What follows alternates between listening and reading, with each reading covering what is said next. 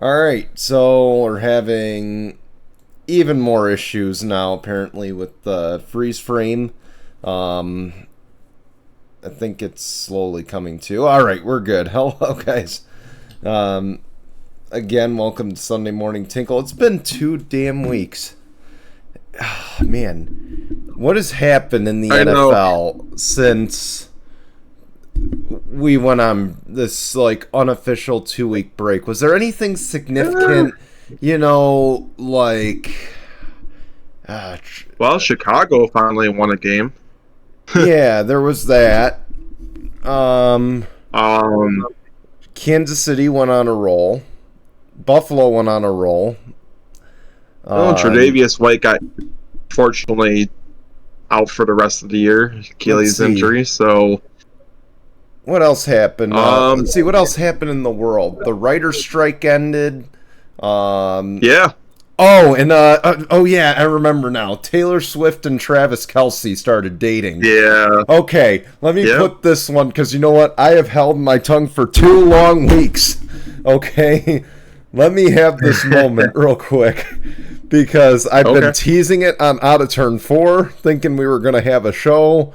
Now we finally have one. Who gives a fuck? Okay, who gives a fuck about them dating? Yeah. Okay. And the funny thing is that there was even like a legit article saying that Travis and Jason are not liking how the media is blowing this out of proportion. So even the Kelseys Blame themselves. yourself. Okay, that's I was just gonna say I wanted the message and quick. type and comment and be like, you kind of brought it upon yourself, Yeah, you dating know, her in the first place. not for nothing. So You two should have kept it in private. And again, the tabloids are gonna follow her around. well, yeah, of course. Why else would she have to leave Chief Stadium in a popcorn vending machine? And look, let me say this to all the people out there. I know we got to get to our takeaways and stuff, but I feel like this is important to say, even though it's not on our list. It's not good for the NFL. End of discussion. I get the NFL thinks, oh, great, we have a massive increase in revenue from the Travis Kelce jersey sales. Oh, we got a massive bump in ratings. Guess what? In case you haven't realized, none of Taylor Swift's relationships work out. They all end the same way in a new album. Okay? And I got I guess news she for needs you. more material somehow, right? And I got news for you, NFL. If you think you just gained football fans, which is what they think they've gained out of this by, hyping up their social media saying, Swifties rolling into week 4 or week 5, I got news for you.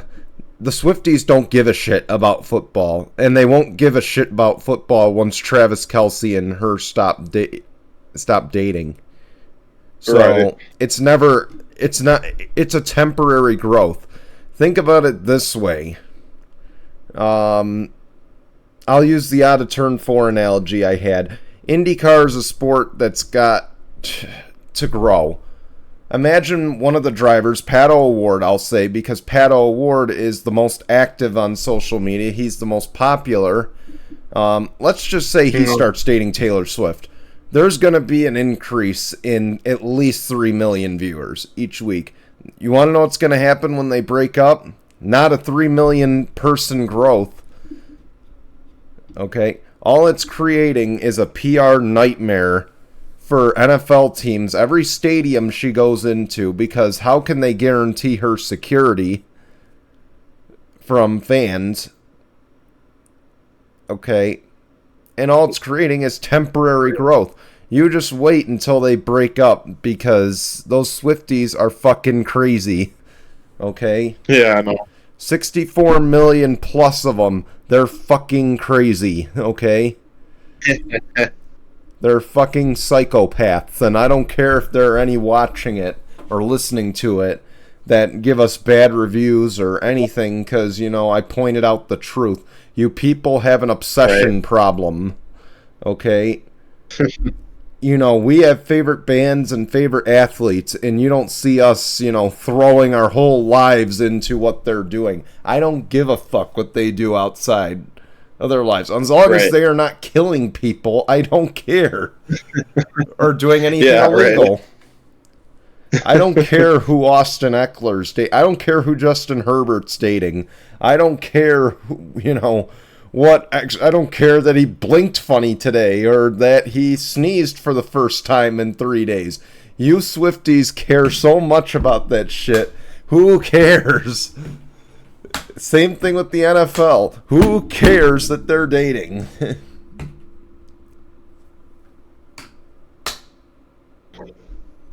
Well, I mean, I don't know anymore. Jason, just hope that she doesn't date an AEW wrestler after this. Because the AEW will use this to...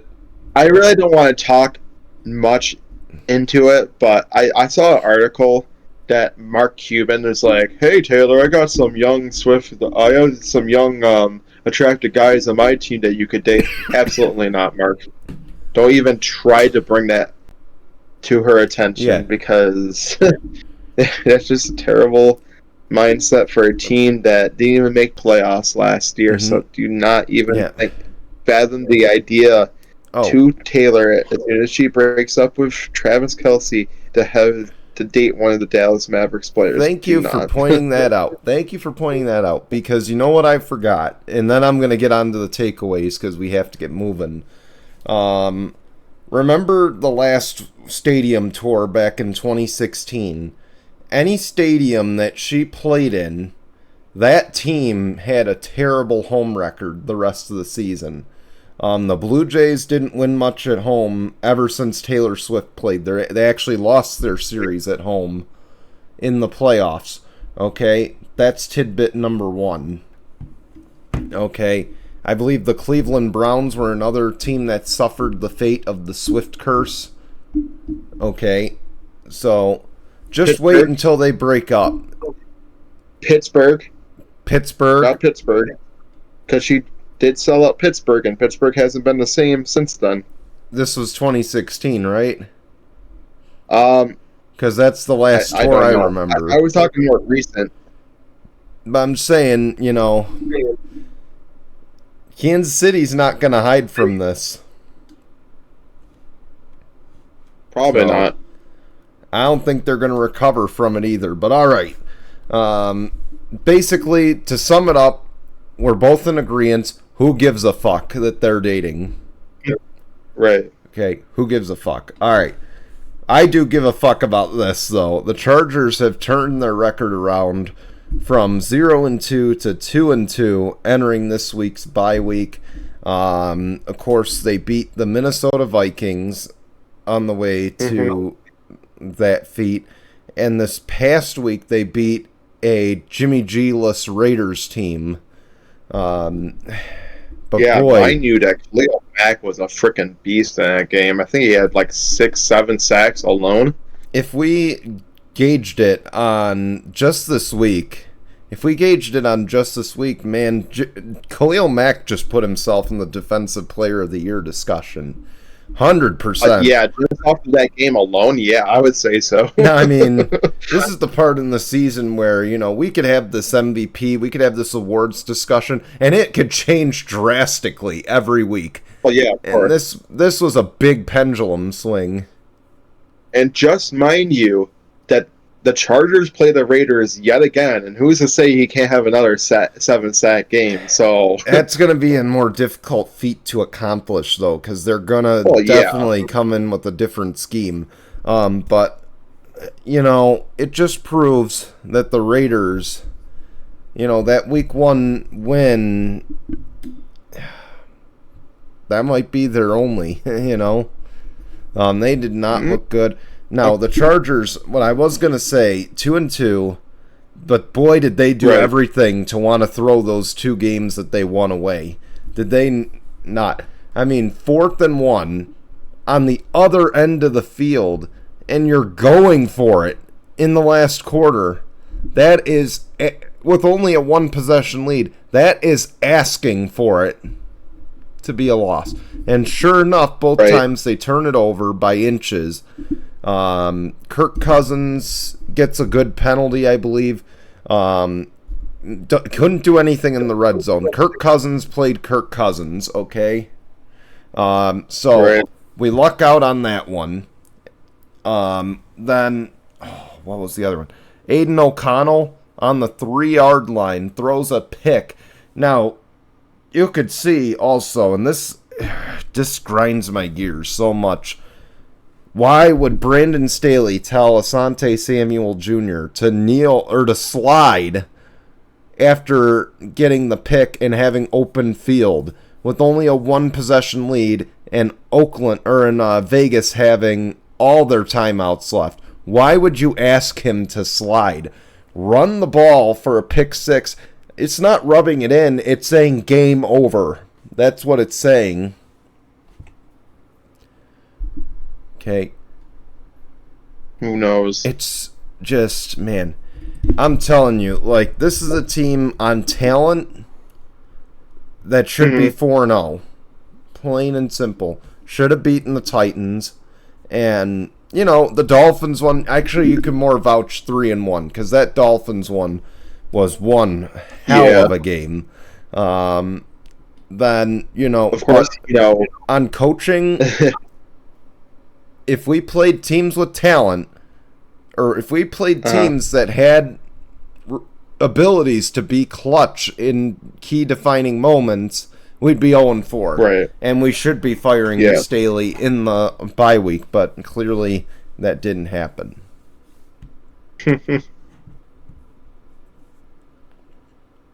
So, in terms of being a playoff contender,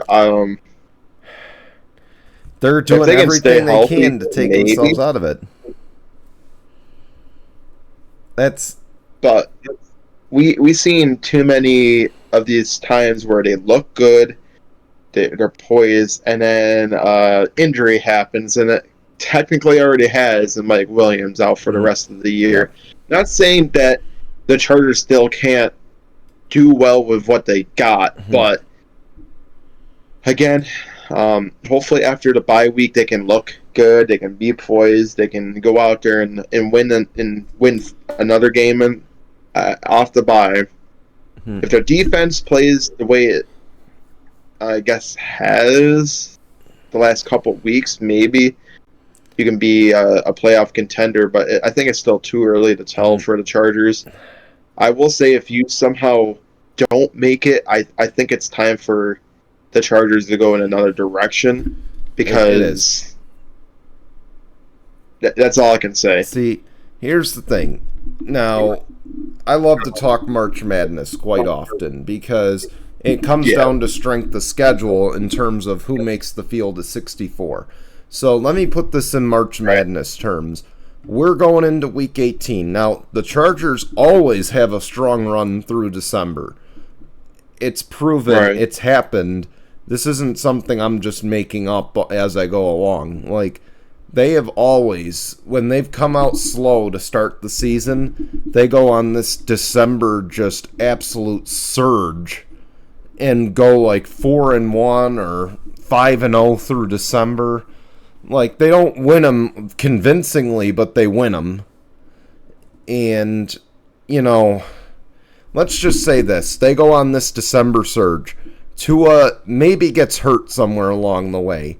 I'm not saying we're competing with the Dolphins, but let's just say Week 17 it comes down to Dolphins need a win, Dolphins need a loss, Chargers need a win because they're tied for the 7 seed.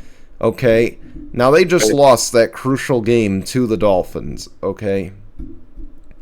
Let's just also say maybe we're playing with the Titans, because keep in mind that division tied at 2-2 right now.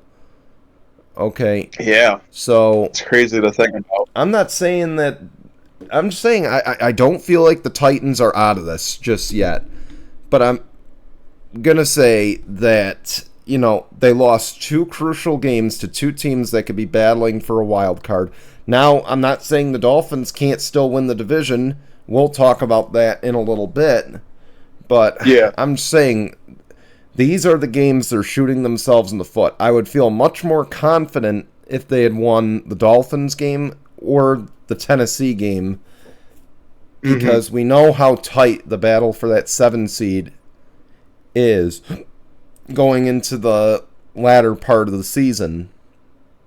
Yeah. And we know potentially still 2 teams from the AFC East could make the playoffs. The Jets aren't out of this, okay? The Jets still have a fighting chance. And, man, can I just say, though... I know, they were about to be close to actually, competing with the Chiefs before the ref stepped in. Zach Wilson then threw a pick. Yeah, but Zach Wilson in prime time, him and Kirk Cousins are just night and day. Like, Kirk Cousins is 1 o'clock p.m. quarterback, disappears in prime time, and Zach Wilson's that disappear at 1 p.m. but appear in prime time. Maybe it's just the fact that he was playing in front of Donna Kelsey trying to impress on Sunday. She was on the Today Show today, by the way, and they pressed her about Taylor Swift. Once again, who cares? That's going to be the motto of the show. Whenever we have to talk about Taylor Swift, it's just going to be Taylor Swift. Who cares? Yes, exactly. So, with that, I want to switch gears to baseball because we're in October. By the way, I hope you woke Billy Joe Armstrong at the end of September, guys. So I'm sure we've had. He's back awake. He's back awake. Whether he's hungover or not, it's another story. Yeah. But sorry, long time meme. But Minnesota Twins. I can't believe I'm saying this. They just won their first playoff game since 2004 on Tuesday afternoon versus the Blue Jays, and then Wednesday they win their first playoff series. That's the first one since 2002. Both longest streaks in baseball, and I believe in modern sports history, modern sports at the moment. They will advance to play the Astros after sweeping the Jays 2-0 in that best-of-3 wild card series. Oh, man. Let me tell you, Jason knows. I put out a post on Wednesday afternoon, and I'm like, my God, why do they put me in these situations? Or Thursday afternoon, why do they try me in these situations? Because, my goodness, those who know me know I like both teams. Right. And, I wanted to see a good series. I'm like, man, if the Twins lose, I can't be mad because it's to the Blue Jays. But if the Blue Jays lose, I can't be mad because it's to the Twins. Roller coaster is all it is.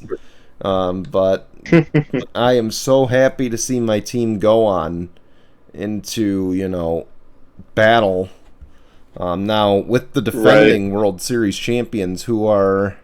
Hopefully they can be able to compete with the Astros, but you got to do it in, 5 games in the divisional series? Best of 5. So, I mean, yeah. So.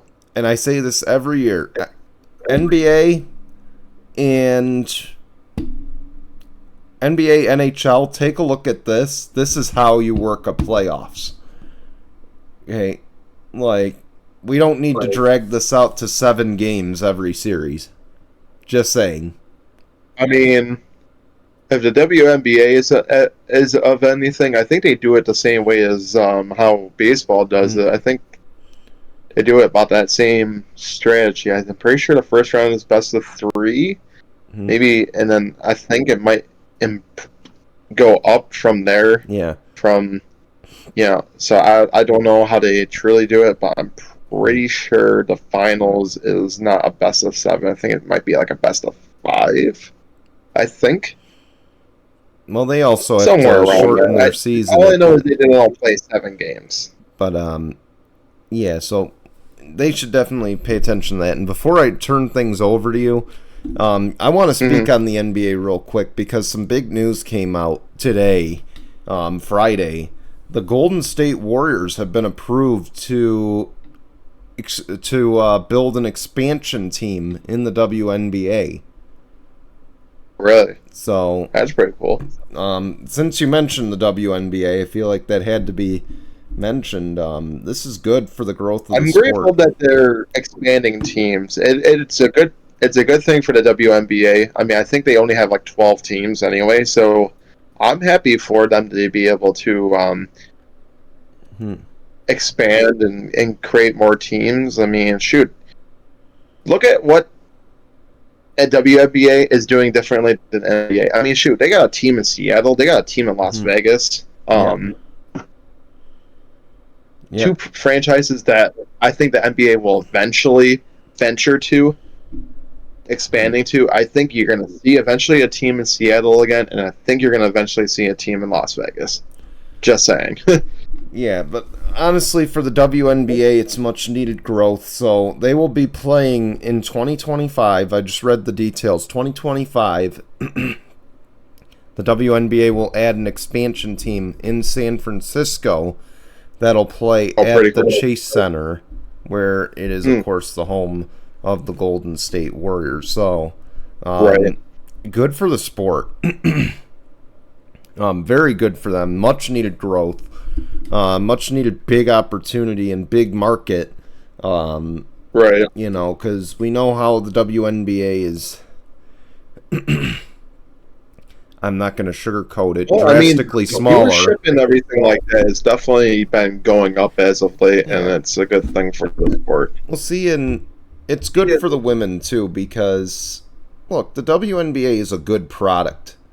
Okay, yeah, you know, but it's such a smaller sample size versus other major leagues because there's only like 10 teams right now, like 12, 10 or 12. There's like 6 on each conference. So there's 10 or 12, but in reality, there's only 2 teams that are at the top, and they're at the top every year, and it's the Vegas Aces and the New York Liberty. Yep. So not far off. You know, the sample size is so small. It's just, I don't want to say that they're not champions, but what I'm saying is, the competition gap is a little bit further because, while you're going to have an occasional upset, you're not going to have anybody really dethrone these 2 teams. I mean, because keep in mind, New York's got Sabrina Ionescu and has Breanna Stewart, and then I forget who the Aces have, but we know the Aces have Becky Hammon, who we've gone on this show multiple weeks. I think also have well, first off, they actually won a WNBA championship, so they're the current champions right now. So back to back. I'm pretty sure that they have. They're back to back then, because I know they won last year with Becky. Oh, no, I mean, well, yeah, I think that they're the current. Like, they didn't just win it, but they're the current champions. Oh, okay. I know Maybe that. I misread it, but I think they're currently in the playoffs right now. You could tell we're just destroying our own argument. So maybe I should just let you get to your takeaways before we embarrass ourselves. Should go to my takeaways. Well, I probably have a very strong case of how Buffalo should be 4-0 more than 3-1. But fortunately, they are not 3-1 or not 4-0. They are 3-1. It's nice to see them actually turning around after that disastrous Week 1 Monday Night Football game against the Jets, where unfortunately they went to overtime. Josh Allen doesn't have a very strong track record in overtime and lose to the Jets in an Aaron Rodgers-less Jets team, mind you. But they did turn around. I know people can say, well, they also played the Vegas Raiders and the Washington Commanders. Who did they really beat? Well, they did beat one of the top teams in the AFC, and that was the Miami Dolphins, who put on 70 points against the Denver Broncos. But as you see, a week can change, and it's very weird to see that teams are 1-6 after putting up 50+ points. and Miami was one of those teams that were part of those 6 teams that lost. I would assume that the one team that won was probably the New England Patriots when they spanked the Tennessee Titans like 59-0 that one time. I think that there were next week that they probably won, but it was a good statement win. I will say that the most consistent thing for Buffalo has been their defense through 4 games so far. So if they can keep it up, I think that they could be a very great contender. It's great to see that McDermott taking over that defense has been really great. I thought that him being head coach and defensive coordinator would have been too much for him to handle, but so far he's been handling it like a champ. Buffalo really should be with the Philadelphia Eagles and 49ers being one of the 3 undisputed teams. But right now, I think that they are definitely the favorite to win a division after the fact, but I hope that they don't get stupid. Don't get cocky. I think just keep on playing Buffalo Bill football. That defense, yes, losing Tre'Davious White does suck. But getting Von Miller, who by the way, has not been ruled out in that game against the Jags. Coming back from ACL surgery, back all the way in November. So it's been almost a year since he's last played. So it'll be grateful to have him back. I think him and Leonard Floyd would be a great tandem like they were in Los Angeles when they won the Super Bowl. So I think it'll be good things. It'll suck to not have Tre'Davious White out there, but I think having Christian Benford and Kyer Elam, I think this is, honestly, I will say this, I think this is redemption for Elam, but he has to really show Buffalo that there was a reason why he was chosen in the first round, and I think he's got to do it for the remainder of the year, or he's going to get traded away at the end of the season. I hate to say it.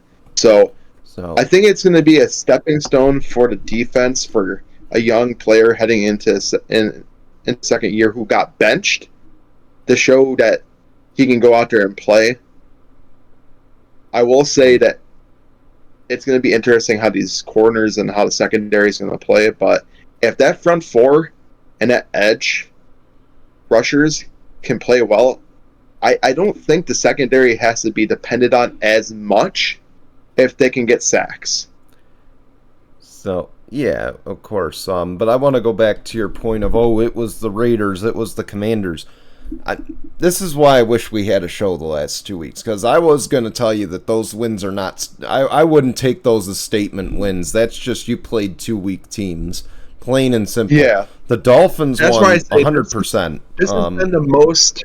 I think this was the actual true statement win that they were able to actually beat a contender, lead the division, and actually show that their offense and defense, when they click together and play well, they can beat any team in the NFL right now. If they can keep it up, I think the sky is the limit. But the problem is that I've seen this way too many times where they look good and then they lose to like a team that they probably should beat.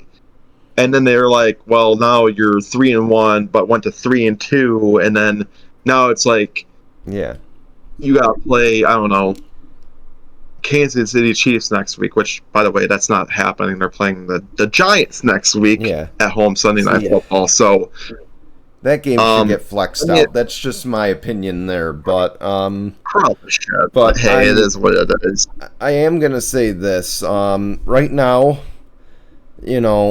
if you're playing your scorecard right, let's face it, the Bengals are 1-3. They are probably out of this number 1 seed discussion. I'm not saying that the Bengals are done, like done, because they're gonna make the playoffs. I think still. I think they will too. But as far that they've kissed the number 1 seed goodbye, that's for sure. If you look Chiefs, at some of the games that are coming up on Buffalo's schedule, some games definitely are probably going to be hard to win. Like, I mean, you play Tampa. I mean, Tampa's been looking pretty good. Baker's been looking pretty good. So that could be been iffy. That surprise. Cincinnati is going to be interesting on the road. Philadelphia on the road, Kansas City on the road. It's going to be interesting. Mm-hmm. But if you look at it, I mean, a lot of the games that Buffalo has left are very manageable, very winnable games. If they can keep it going like how they are right now, if the offense and defense can click, I think the sky's the limit. I think they are definitely right now got to know that they just got to keep it going. You got to play, to your strengths, not your weaknesses. If you can keep it up, I think that they can keep beating teams. So with that, I'm going to go to my next takeaway. Actually, I don't want to go too much. Before you do, I do want to just add into this. So you said, of course, difficult schedule. Now, the Dolphins, keep in mind, now, that loss to me doesn't say much about them in terms of this division battle, because it's still wide open. Yeah. Okay, Yeah, of course. And mind you, and I'm going to ask you this before I bring up this point. When they won by 70 points, they didn't have Jalen Waddle. Did they have Jalen Waddle against the Bills? Yes, they did. So how much of that threw off the algorithm? Not saying that, not making the excuse that, I mean, it's 28 points you lost by. It's not one player, I think that I think Waddle is kind of just bringing that team down this year. He's not had a very good year. Hill has by far been a better receiver. Now, but if you look at what happened in that game, Hill wasn't even the one that was the heavy contributor of that game. Yes, he did have his catches and whatnot, but a rookie running back was the one that really got majority of the points for Miami in that game. Now, here's the thing. Go ahead. We're a half hour in. We know the game just started in in London, as we're taping, or as you're watching, if you're watching on the premiere. So, could this game go against the Bills? We'll, of course, make the pick later. But I look at the schedule. You said Giants, then you got the Patriots, then you got the Bucks, Bengals, Broncos, Jets again, Eagles, Chiefs. Cowboys could be another interesting game because they've been a team that's hot or not, and it depends on what you get. The Bengals, if Joe Burrow can get healthier, I just don't think he's playing at 100% right now. I think that's a safe assumption. If he plays at 100%, is this a challenge? The Chiefs game, the Chiefs have been good. They haven't been flashy. They haven't shown but Super Bowl always seems to be able to look good in Kansas City during the regular season. So I mean, who knows? But what I'm getting at with Kansas City is they haven't exactly looked like the far and away contender, because even the games that they should have won by a lot, they've won in close battles. Because again, I feel like this Taylor Swift thing, who cares, is a distraction in the locker room. I feel like it's slowly becoming such.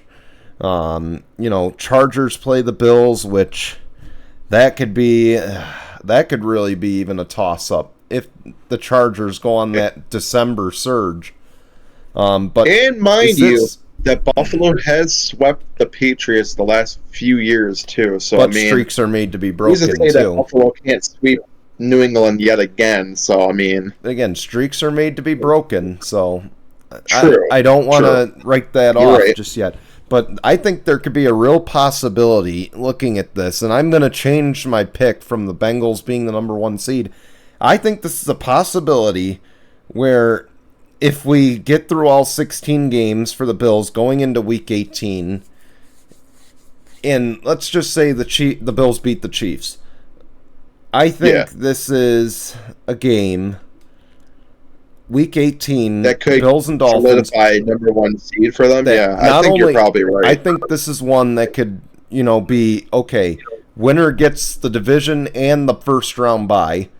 Loser gets the 5th seed and has to play the first week of the playoffs. I could see that being the matchup on Week 17. because I just don't see another Dolphins collapse in December like last year. Right. You know, I think the Dolphins again. I mean, there's some growing pains there. You know, they actually they're 3-1. They could be 4-0. They could be 2-2 right now. But I think they're the one team that you sit there and you're like, you know, regardless of how you tally it up, they could be 500 right now in this. So. True. I'm saying I wouldn't rule out a Week 18 potential dogfight on Sunday Night Football for the top seed. I couldn't either, and I'm hoping that it's going to be a different outcome too. Because I mean, it's what it's going to be January in Miami. So it could be like how it was weather-wise in October for Buffalo. So they're already going to be used to, like, say, 70-degree weather. It's not going to be as humid. I mean, it'll be hot, but it won't be as humid, probably. So, right. I mean... Yeah. But, yeah, I'm going to continue here. I think we already talked about a lot about Buffalo and Miami. I just felt like I had to get that point across. This is kind of like a funny takeaway. So Ryan Fitzpatrick was on the broadcast table for after the game between the Commanders and the Bears. Of course, you know, DJ Moore had an amazing game itself. But Ryan Fitzpatrick was kind of funny. As we know, Magic Johnson's part of the ownership group for the Commanders, and Ryan Fitzpatrick really brought a goodie bag of things for Magic Johnson to sign after the Thursday Night Football game. Come on, I mean, you're reading Magic Johnson, you have to. He has 7 kids he needed to sign needed him to sign things for. He even wore a classic Magic Johnson jersey. Of things that got signed, he got the jersey signed while wearing it.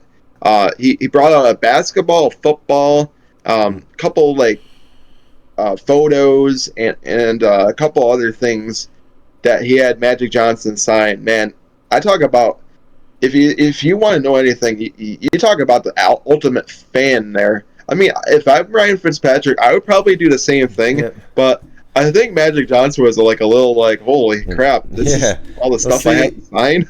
When you got a man who's got as many kids as he has NFL teams, I mean, you've got to respect it and sign all that stuff. So, right. But, hey, can't hate it. You know, Magic is one of the greatest in the history of the game, and he's... I mean, Magic Johnson was being a great sport. He actually signed it all. So, I mean, he didn't... He could have been like, hey, man, sorry, you know, I want to keep this professional. You know, we can sign the stuff after the broadcast. Come on. But no, he legit did it during the Thursday Night Football broadcast after the game. So, I mean, at least that was a pretty cool thing that he did that for Ryan Fitzpatrick because, you know, he didn't have to. It just shows that, you know, the kind of person, the kind of hospitality that Magic Johnson has as a person. So I'm grateful that he did that for Ryan Fitzpatrick and his family and his kids. So I mean, dude is a class act. So let me just say this, he certainly is. You know, personally, he's more a class act than, I'm sorry, I gotta slander Michael Jordan because Michael Jordan wouldn't do that. No shot. No, he probably would have had him pay for it. Now, Magic. And the reason I say about Michael Jordan is, of course, for those who don't know, who don't watch racing, he owns a racing team with Denny Hamlin, 2311 Racing, 2-car Toyota team with Bubba Wallace, NASCAR's only black driver, and Tyler Reddick, who is a young superstar rising in the sport. But he shows up at random tracks throughout the year. He's not there every week like every other owner. So he shows up randomly, and I believe there was one race I went to, and we went back up into the stands because no drivers were coming out. It was the year after COVID. And I'll never forget, we went up to the stands, everyone's like, oh, you just missed Michael Jordan. And then the next year I'm talking to people there, and they're like, yeah, he walked away. He didn't take any photos with anybody. He wouldn't sign anything. He will only sign if you're carrying his shoes. That's it. Other than that, he doesn't sign for anybody, and he doesn't take pictures with anybody. So, again, not wanting to slander, but it's, I'm just reporting what I hear. So, Magic, class act, that's the way it should be, because not for nothing, we paid to get you to the top by buying your merch, you did the work to get to the top of the game, but you wouldn't be there, you wouldn't have the game if it wasn't for fans, and I feel like that's showing that Magic is a lot more humble than a lot of others. Which is sad, because I'm pretty sure Magic Johnson and Michael Jordan played during the same era, so... They did. They did. So, just shows you.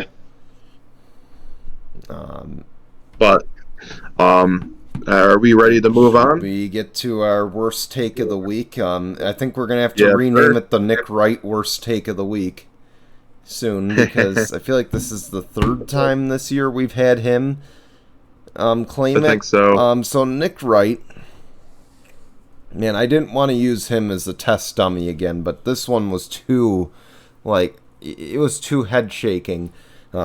So we know on First Things First, he has had his Mahomes Mountain. And for the first time ever, Mahomes is not at the top of Mahomes Mountain. That's a shocker. But you know what's more shocking is who is on the top of Mahomes Mountain. And it's USC quarterback Caleb Williams. College. I get it. He's, showing that he's going to be that he's spent great in college. But again, how do you compare the two games? We've seen this. Yeah, I know. I don't understand it. I really don't. I think he's coming off of a 6-touchdown game against Colorado too. So see. You just can't compare college stats with NFL stats. Not for nothing. No, you can't. Colorado, they got Travis Hunter, who's a dual star, dual threat on offense and defense. He's going to be one of the top picks in the NFL one day. But other than that, there's people on that defense, and let's face it, it happens everywhere. There are going to be people on that defense that don't get drafted, that don't have the tangibles to be in the NFL. And how do you justify what Caleb Williams is doing when he's playing bum teams? And not saying Colorado's bums, but they're they're a team that's kind of that work in progress. So it's, again, and on top of it, the different speeds of the game, college is a little bit more fast-paced than the NFL. But it's just, I just don't agree with this. And, the other thing is putting Josh Allen behind Patrick Mahomes. That's the other thing I feel like Josh Allen, I feel like of the last 3 weeks, or last few weeks since we've last been blessing you guys or cursing you guys with our, appearance on our media outlets, or on our show outlets,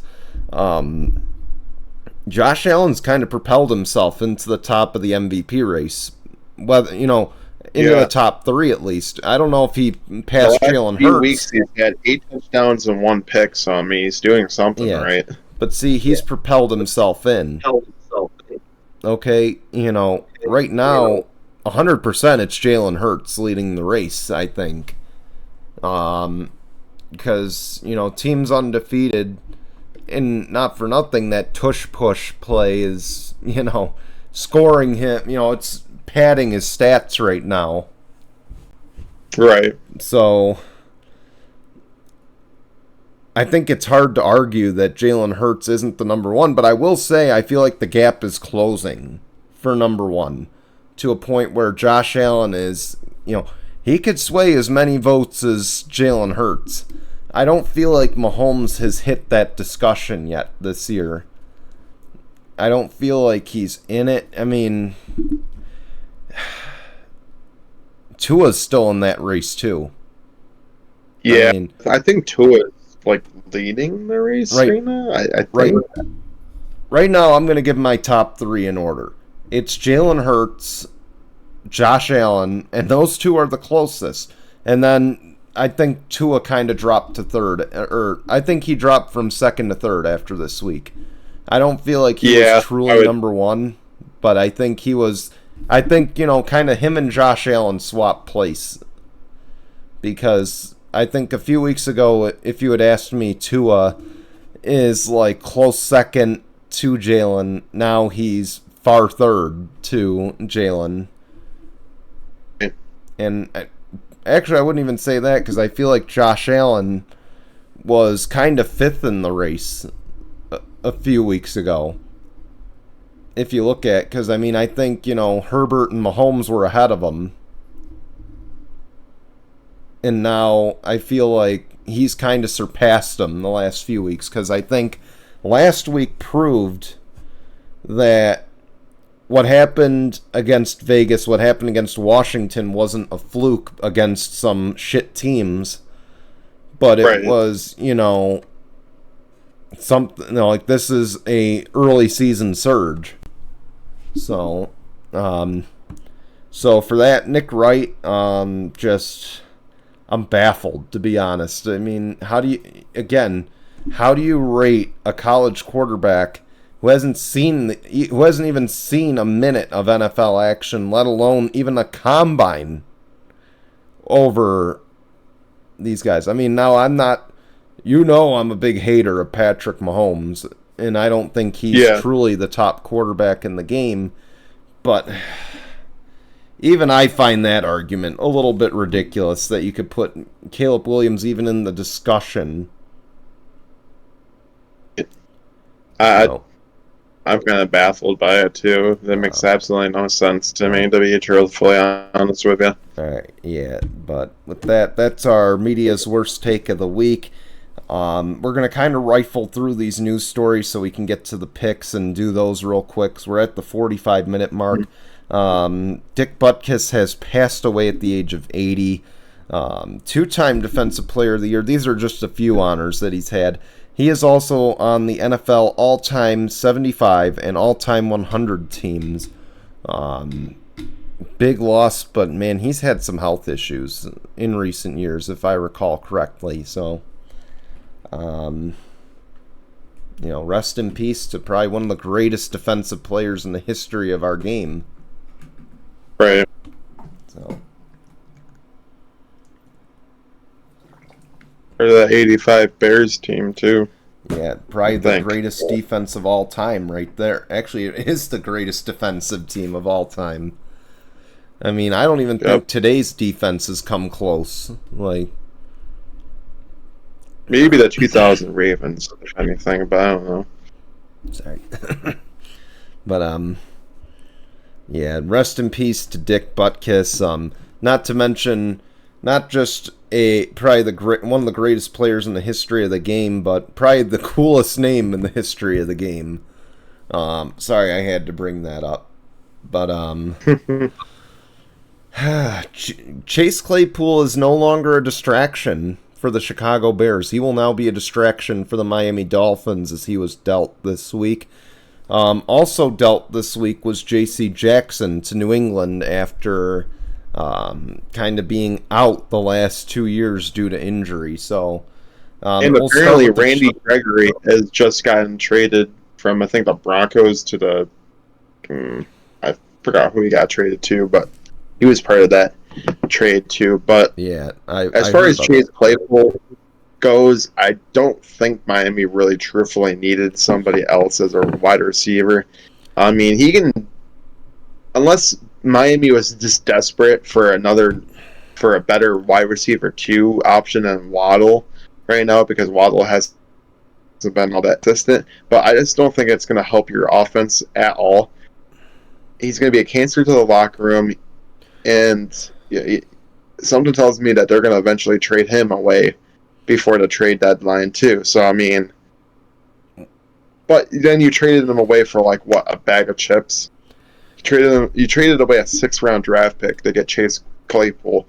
Congratulations! Now you have a cancer in the locker room that it just, still thinks that he's all that in a bag of chips, and there's a reason why Pittsburgh got rid of him. But see, if Mike McDaniel can control it, which is possible, it is possible because we know what Mike McDaniel does on offense.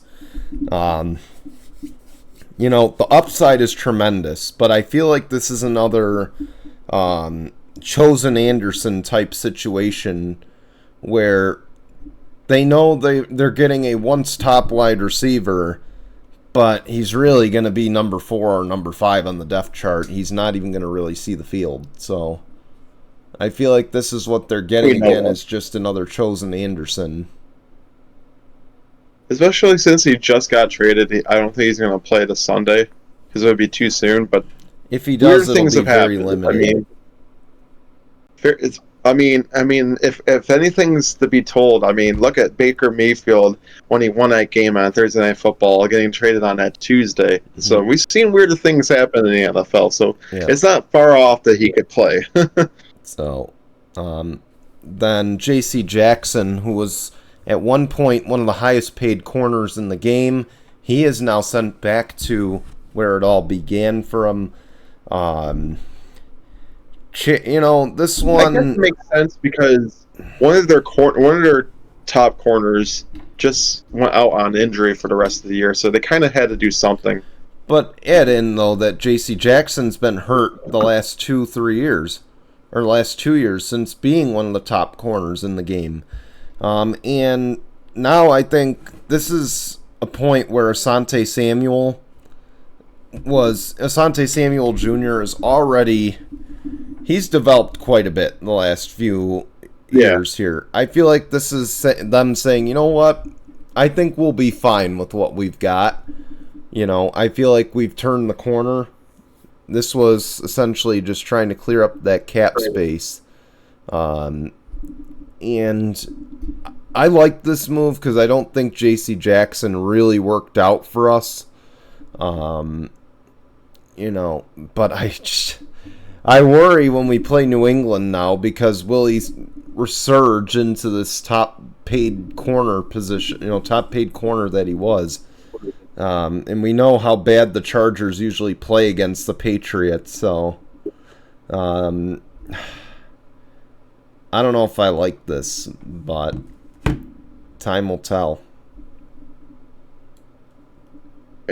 Let's get to the picks. I'm sorry, Jason, mine might be out of order versus yours, but I have to read it off my phone today. We begin with the game currently in progress. No, we don't have a score update because we are not live today. But Jaguars and Bills, the 9:30 in the morning game in London. Bills favored by 5.5. See, I don't care if the Jacksonville Jaguars have been there the last 2 years and have gotten used to the time zone difference.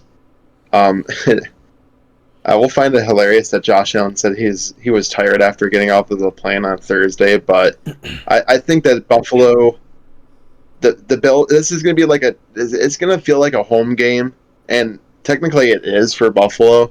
So I think that Buffalo will be fine. I think they're going to get the win, but I think it's going to be a lot closer than what they're saying it's going to be.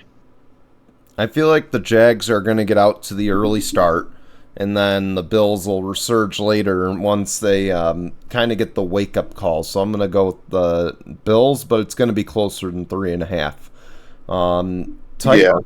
Titans and Colts. Titans favored by 2.5. Actually, I'm seeing Atlanta's the favorite by 1.5. I'm doing Titans and Colts. Sorry. Oh, Titans and Colts. My bad. Sorry. Yeah, sorry. I told you I'm going to be out of order because I had to do it on my phone. You're right. I'm going to have to go with maybe the Colts here. I mean, Anthony Richardson has been playing pretty decent football as of late, so I'm going to have to go with the Rook here. I'm going to do the same. I'm going to go with the upset, too. I just don't know if I buy the Titans just yet. Saints and Patriots even.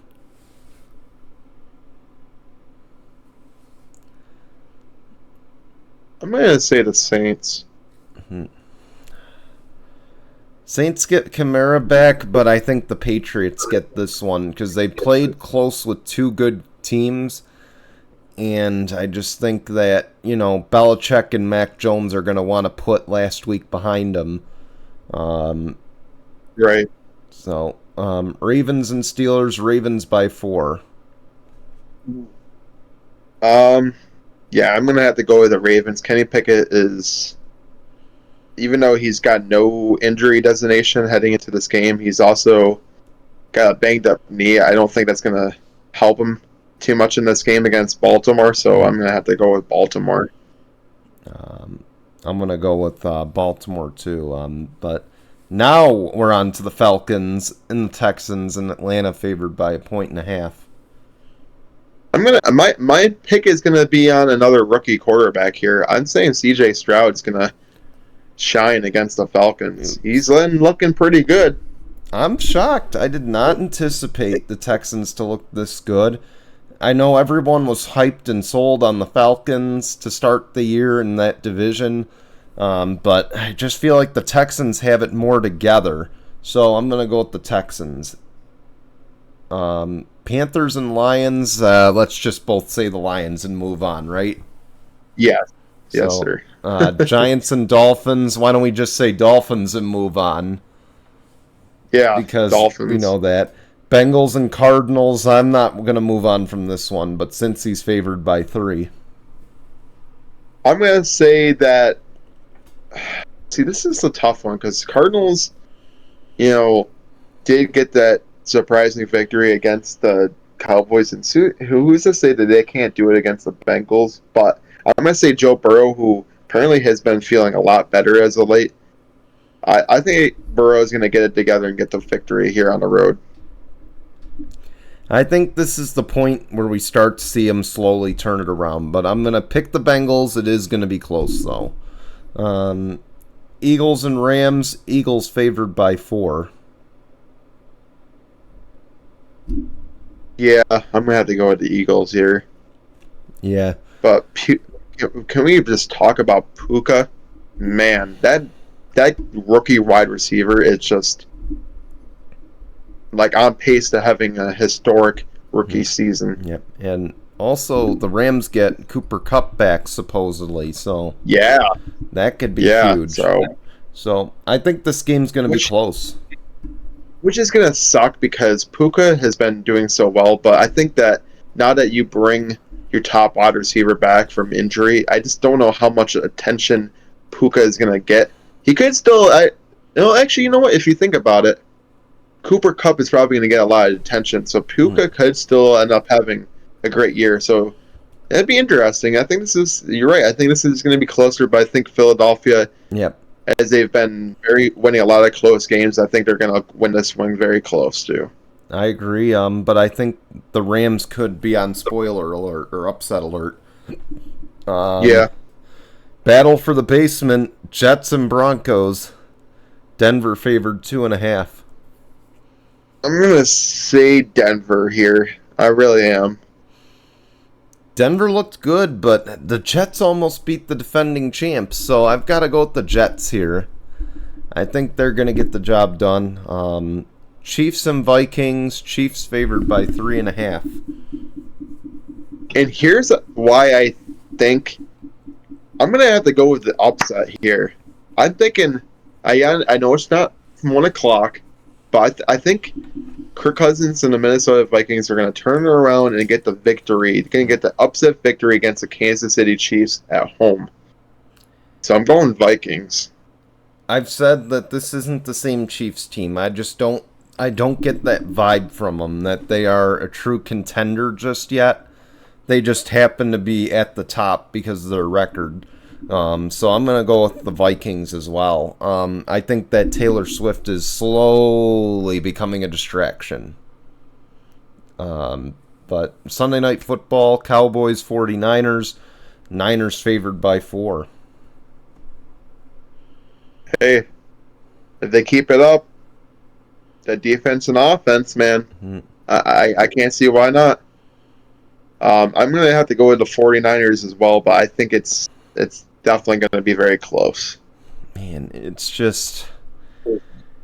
One week the Cowboys look like shit, the next week they look like, contenders. So I'm going to go with the Niners, but I agree, very close. Man, talk about terrible Monday night games. Packers and Raiders. I mean, are we just both going to take the Packers, or do we think the Raiders, since it's only Vegas by 1.5? I don't know. I mean, I guess it depends on who's their quarterback, 1, and 2. I think Devontae Adams is going to have a score to settle against his former team, so I might go with the Raiders here. I'm going to go with the Packers. I feel like the Raiders aren't... I feel like last week kind of proved the Raiders got some issues. But we go to Thursday night, Broncos and Chiefs. Let's just both take the Chiefs. We both know the Chiefs are winning against the Broncos, right? Yeah, I would 100% say that. I don't have much more to say on that. So, with that, let's go to Tinkle on this. How's about Sean McDonough? Of course, former Monday Night Football commentator. He's calling some baseball games right now for the playoffs. Goes on TV and says, not sure we can call the Tampa Bay crowd a crowd. And panned in on all the empty seats in the upper bowl. My goodness. Tampa, of all places, during October, how are the stands not close to full? Because, again, we know, it's the month of October. This is the best baseball of the season. And Sean McDonough, I just got to say this, great burn, Tinkle on this to the Rays organization for not getting those stands packed out. They also have like a stadium that isn't exactly like the greatest stadium at all either. Tropicana Field, I've been there. It's decent,